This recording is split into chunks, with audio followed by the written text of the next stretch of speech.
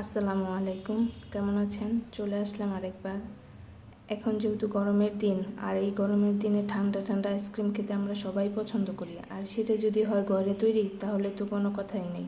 চলুন আজকে আমি আপনাদের সাথে শেয়ার করব কিভাবে আমি বাসায় আইসক্রিম তৈরি করি।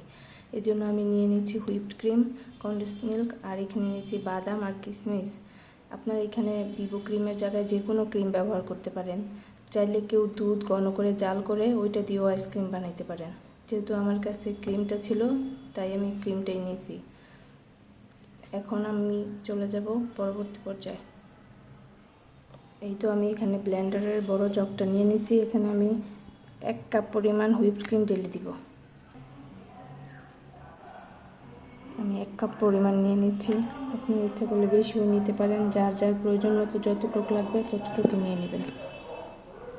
কনডেন্স মিল্ক দিয়ে দিচ্ছি পরিমাণ মতো। যে যতটুকু মিষ্টি খান ততটুকু দিবেন। যেহেতু আমি একটু বেশি মিষ্টি খাই তাই আমি একটু বেশি দিয়ে দিলাম।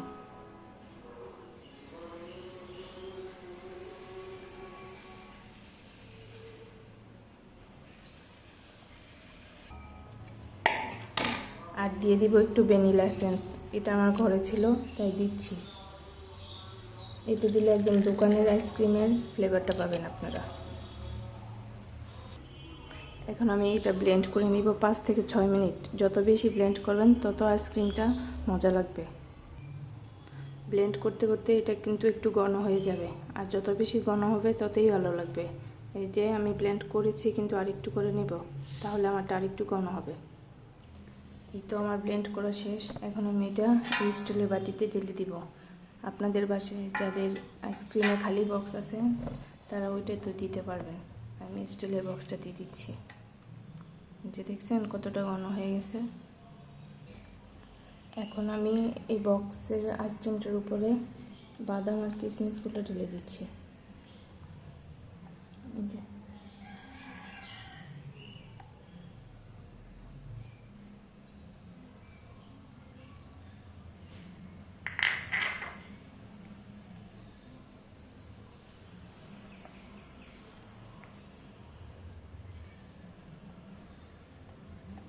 তারপর আমি এটা ফ্রিজে রেখে দিব 4 থেকে 5 ঘন্টার জন্য।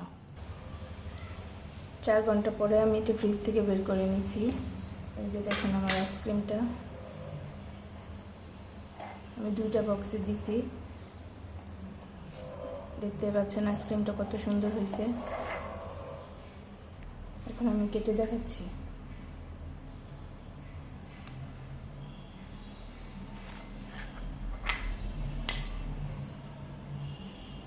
এই যে দেখতেই পাচ্ছেন একদম দোকানের আইসক্রিমের মতো হয়েছে। ফ্লেভারটা একদম আমরা দোকান থেকে কিনে যে ভ্যানিলা ফ্লেভারের আইসক্রিমটা খাই ওইটার মতো। এতে আপনারা কালার মিক্সড করে যে কোনো কালারে বানাইতে পারবেন। আমি সাদাটাই ভালো লাগে, এই জন্য আমি সাদাটাই বানাই।